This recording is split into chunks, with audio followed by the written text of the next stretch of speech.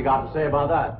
I didn't bust it, honest. He's telling the truth, Mr. Drysdale. It was hanging in pieces like that when we moved in. Yes, sir. No, it's supposed to be like that. It was made that way. It's been like that for 200 years.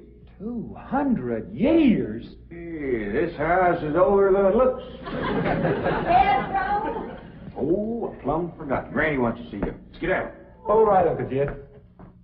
Nice boy. His ma, my cousin Pearl, gave me the notion to move out here. Well, I'm most grateful to her. Oh, but first, I wanted to explain about this priceless crystal chandelier. It was designed and made for Louis XV, hung in the Hall of Mirrors at Versailles. Napoleon Bonaparte planned campaigns for the light of that chandelier. Talleyrand used it. Wellington, Disraeli, Bismarck, Wilson. Mr. Drysdale, we're just plain folk. We don't mind a few things being secondhand. Getting back to my cousin Pearl, she's looking after the old home place for me. You ain't never seen my family home, have you? No, I haven't, Mr. Clef. It's a dandy. Yes, those southern mansions are beautiful. I suppose it has the large white pillars. It did, but we bring them along and put them on the beds out here. No, you see, I was referring to wooden pillars.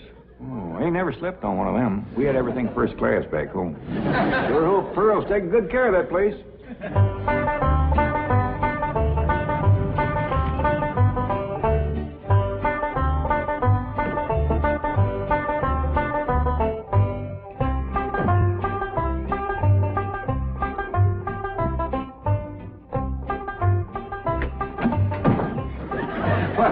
Hello there. Oh, why, you're Mr. Brewster from the oil company that paid Cousin Jed all that money for his farm. 25 million to be exact. You ain't here to back out, are you? No, indeed. Your cousin's money is safe in the bank in California. I just thought you'd like to know that I heard from the bank and your family arrived in Beverly Hills safe and sound. Oh, that is good news. My son Jethro drove him out, you know. Yes, I know he did. Oh, I have something here from the bank. I think you'll enjoy it. For me? They told me at your house I'd find you here. Yeah, well, I promised Cousin Jed I'd keep an eye on the old home place for him. It's a long trip from my house, but I'm glad to do it for Jed. That's nice of you. Yeah, well, you know, can I help you look for that money? What is the money? It's pictures of the estate that Mr. Drysdale, the president of the bank, purchased for him in Beverly Hills. Oh. Now, this is now the Jed Clampett estate. Land to mercy, look at that. Why, it's bigger than the state capitol. It's quite a change from this place, all right. What in the world is that? Oh, that's the swimming pool. Swimming pool? Yeah, it's quite ornate. Oh, my son Jethro's gonna like that.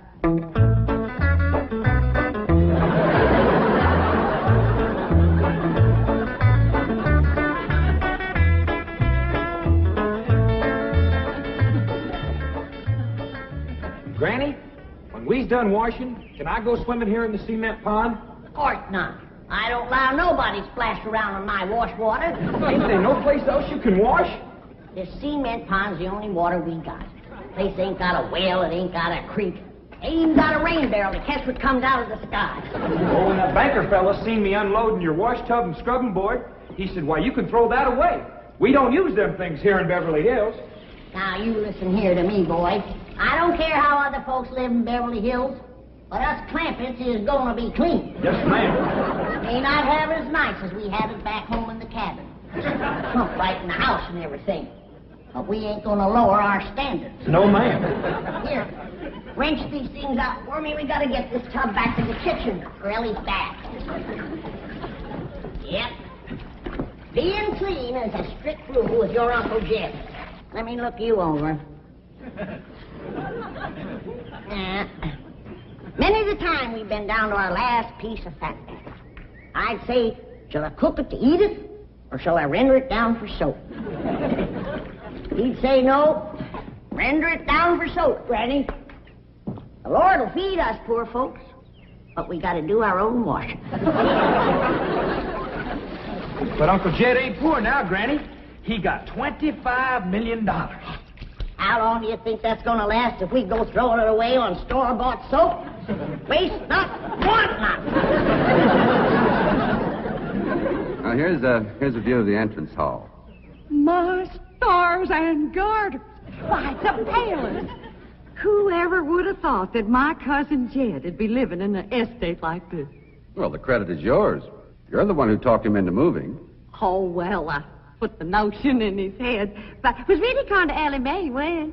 Yes, his daughter will have a wonderful life as a Beverly Hills debutante. Can't you just see that beautiful girl descending this magnificent stairway? I sure can. Well,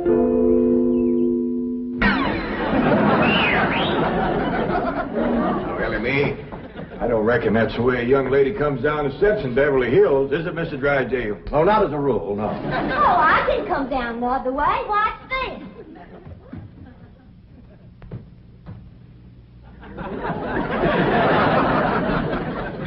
How's that?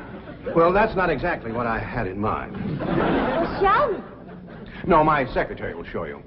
Oh, she's in town doing some shopping for you. Oh, what's she getting me? Well, now, that's going to be a surprise, Ellie, but it's some things you've been needing, and they're going to be pretty, and you're going to like them. Things I've been needing?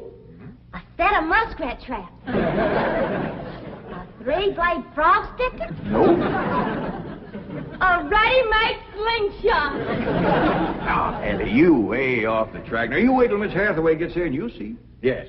Well, I'll be pushing along to the bank.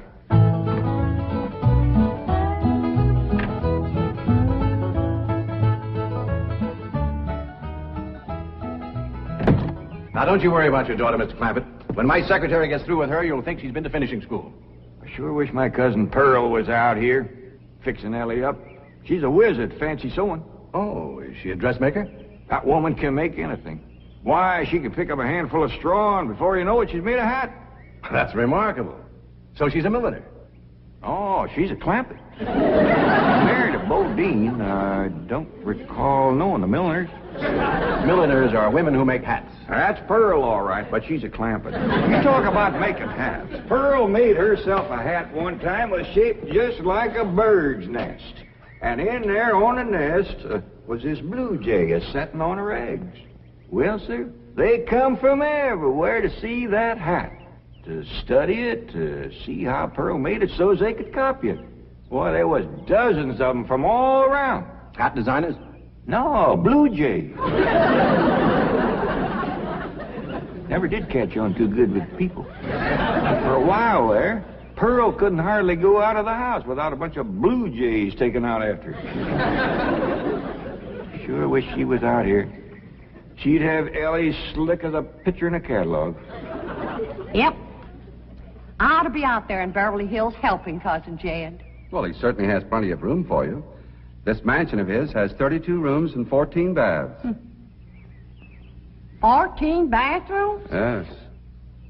A sunken marble bathtub. I can just see Ellie Mae having herself a bubble bath in there.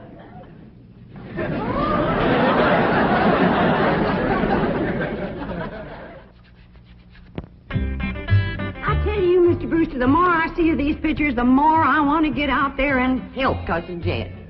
Of course, I wouldn't go without being asked. Well, naturally. But, I think you should go. I've been asked. Well, now, it's not exactly my province. Well, why don't you telephone your cousin and talk to him? Oh, why, there ain't a telephone within 40 miles of this place. Nearest one, I guess, is at the International Emporium, clean over to Oxford. Well, I'll be happy to drive you over there. Oh, I couldn't let you drive me all that way just to use telephone. Busy oil company man like you. That's 40 miles. There's no trip at all in this car. No, I couldn't do it. Why, folks that see me riding in this big, shiny car with a tall, good-looking city fella, why, sure as the world, they'd think that... Let's go. Well, what about your horse and buggy? Oh, just untie Bessie. You go on home.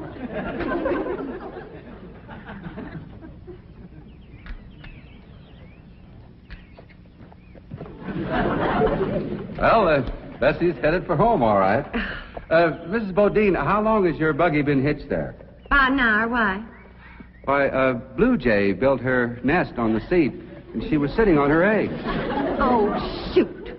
I wanted to wear that.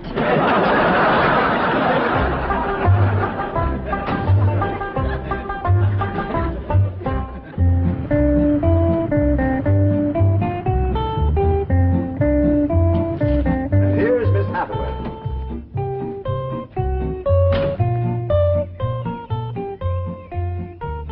Mon capitaine, je suis l'État. Fine. Ready for Ellie Mae?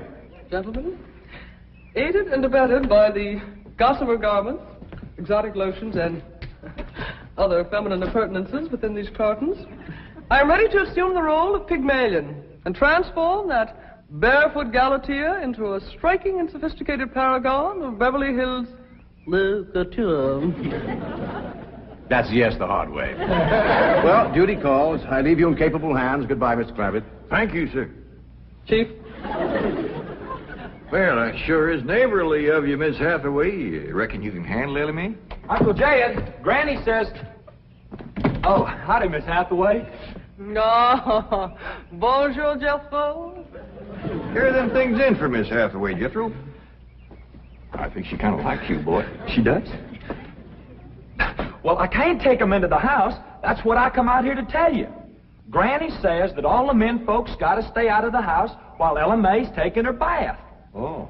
But isn't Ellie Mae bathing in the privacy of her own bedroom suite? Hear what she called you? Sweet. What's the matter with him? Why doesn't he answer? Hey, he's just a little shy, I reckon. Ask him again. Is Ellie Mae in her bedroom suite?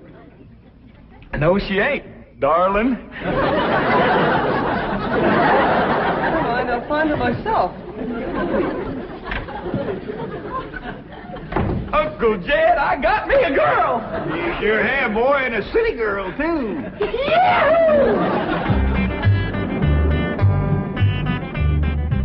Some city girls I were about. Jethro's such a good-looking boy. Every girl in the 5th grade was after him. I hardly think anything serious can develop between boys and girls in the 5th grade. Oh, I don't know. So far this year, there's been 3 couples out of Jethro's class get married. Married? 5th grader? Parson's nearly as busy in that school as the teacher. That's amazing. Oh, I've heard of Wouldn't you know it? There's that Snoopy Alverna Bradshaw and her big mouth daughter sitting on my front porch. Oh, I can just hear the stories they'll start going on if they see me in this car here with you. Yoo-hoo! Alverna! It's me! Terrible gossip, that woman, always making trouble. She tried to talk Granny out of going to California. She ought to see Granny now. Living like a queen in that Beverly Hills mansion.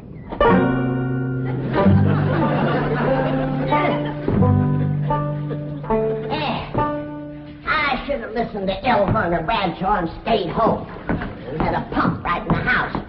Didn't have to choke water a quarter of a mile. Oh, you ready to get rinsed off, Ellie? Well, not yet, Granny. Should have washed my hair. No, you better wait till I can catch some rainwater. That pond water smells like it's got medicine in it. I wondered why there's no fish in that pond. Yeah, I reckon that water killed them fish. But don't you worry. My lye soap will kill anything that killed them fish. Have you seen... What in the world's going on here? Well, there's a bath going on. That's what's going on. Howdy. But I don't understand. Well, then somebody ought to explain it to you, sissy woman. You see, first you heat some water. Then you put it in a great big tub like this. You put some soap in it, and then you get in it and you start to wash, and that's what you call a bath. Granny, you don't have to do this sort of thing in Beverly Hills. Don't you listen to her, Ellie. Ain't you ever heard that saying that cleanness is next to godliness? But of course, John Wesley said that. And I bet he didn't live in Beverly Hills. Here, Ellie, dry yourself off with this nice big bath towel. Ah, my girl. I'll rinse off that old lye soap. Lye soap. Did you say lye soap? That's right. I make it myself. But that will ruin this beautiful girl's delicate skin. I've been washing with it for 72 years. Look at my skin.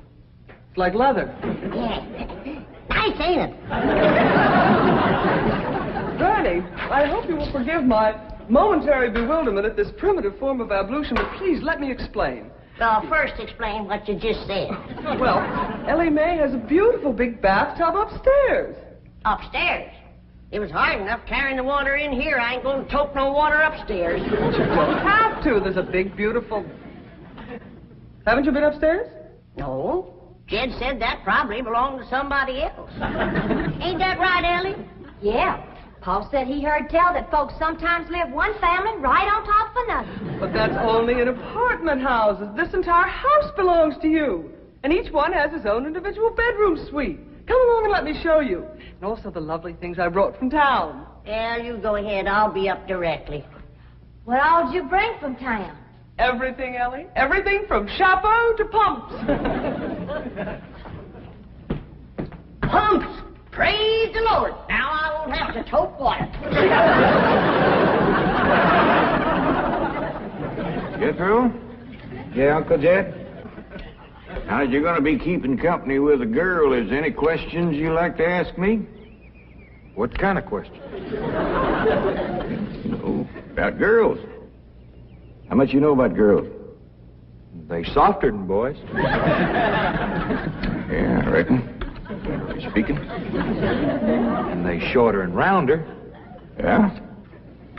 And the hair's longer and it smells sweet when you snuggles up to 'em. Oh, so you've been doing some snuggling, have you? I've done more than that. Yeah, I reckon you better tell me about it. Who was she? Prettiest girl in the hills. Big Mouth Bradshaw. Well, Verna's girl. I hear tell she's kind of fast. Is she ever? Uncle Jed, I was walking past the cabin, and Big Mouth, she calls out the window to me. She says, "Howdy, Jethro." She says, "My ma's just made a big batch of cookies. Come on in and have some." And I says, "Sure your ma won't mind?"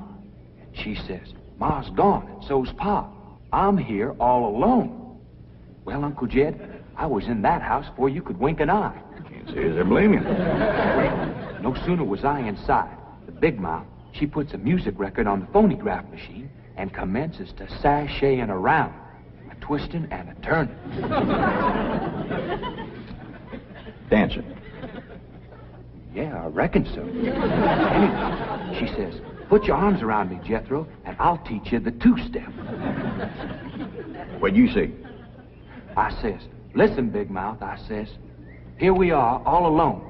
Your ma and your pa gone, and you think that I'm going to waste my time dancing?" I says, "Not me, sister. Bring on them cookies."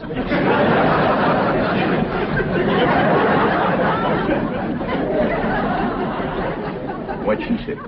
Well, Jed, you and Jethro can start digging the well. That city woman brought us some pumps. That's fine, Granny. We'll get right to it. What'd that Bradshaw girl say when you said bring on them cookies? well, she just held up them cookies like this here, kind of blinked her eyes at me, and said, "Jethro, which do you think it tastes sweeter, these here cookies or my lips?" Well, Uncle Jed, right then and there's when I found out she was fast. I grabbed them two cookies, and it took me 2 miles to outrun that gal.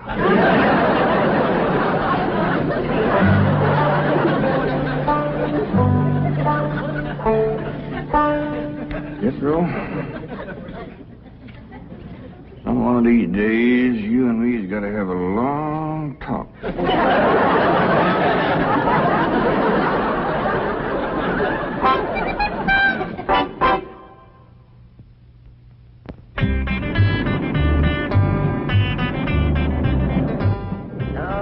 Yes. He's a lady killer, that bar of mine. While Verna Bradshaw's daughter traced him all the way home one day. Sounds like Jethro has a lot of charm and sex appeal. Oh, he has. It's funny how a daughter can take after her father and a boy can favor his mother. Yes. I ought to be out there looking after Jethro. You know Jed's going to need him to help garden a place this big. Well, most Beverly Hills mansions have regular gardeners. And, of course, a complete sprinkling system. Sprinkling system? Oh, yes, indeed. That entire lawn is crisscrossed with underground pipes. Land to mercy.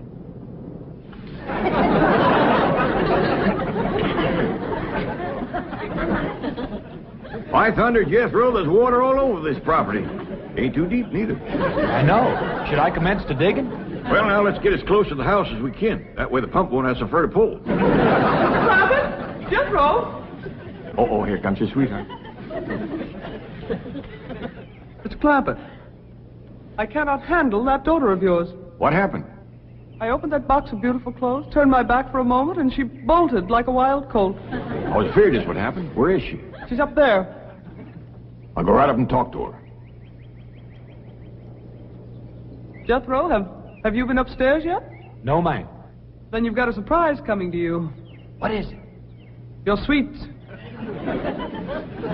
So are you. No.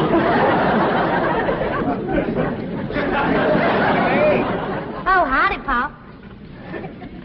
Wait. I'm ashamed of you. Running off from Miss Hathaway.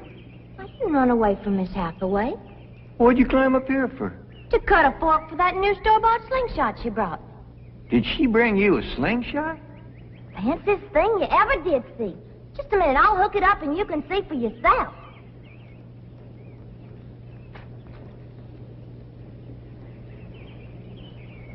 Look at that.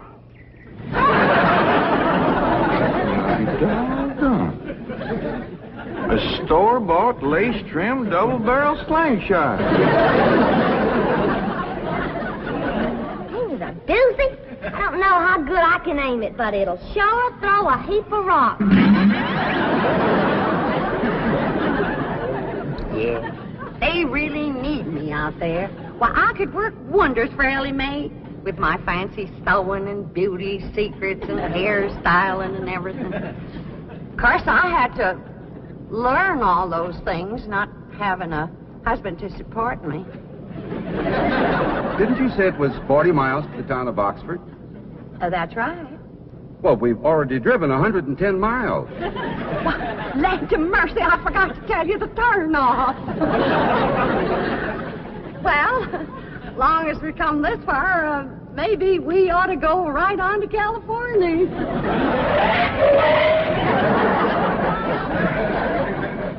I tell you, Granny, there's so much water here, you could shoot a load of buckshot in that ground and bring up a dozen springs. I'll be right back.